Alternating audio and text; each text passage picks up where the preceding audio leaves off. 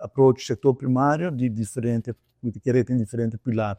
Tem pilar de pesca, tem pilar de plantação.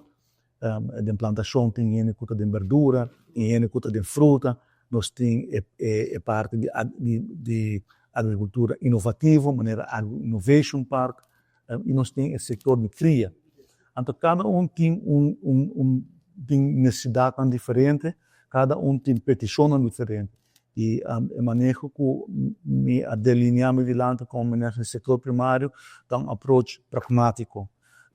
Minha visão também, não espero que venha um documento, uma visão, um papel, me quer resolver um problema não concreto.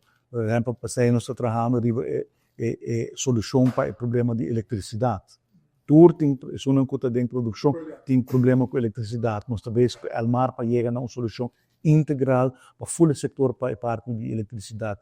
O pescador agora minha começa a perguntar na infraestrutura, pirna nota de bom estado. Nós começar a alocar 500 mil forinhos para a pirna, são de salvamento, já está em processo e nós estamos em processo de ação de colony. Depois nós vamos continuar com outro pirna para os pescadores não tenham infraestrutura. Para a criadora de bestia, compartilhar comigo, por exemplo, carne fresca, carne novo, está um must. Se nós comprometemos mesmo, nós também procurar em 2026 para importação de carne fresca, para mescla por todo lugar na forma correta. Nós que é problema de acesso a água contínua. Estou tanto danhado, não tem água que chega continuamente, sei que nos agricultores, sei que coisa que nós comprometer que nós vai resolver, vamos pôr short term.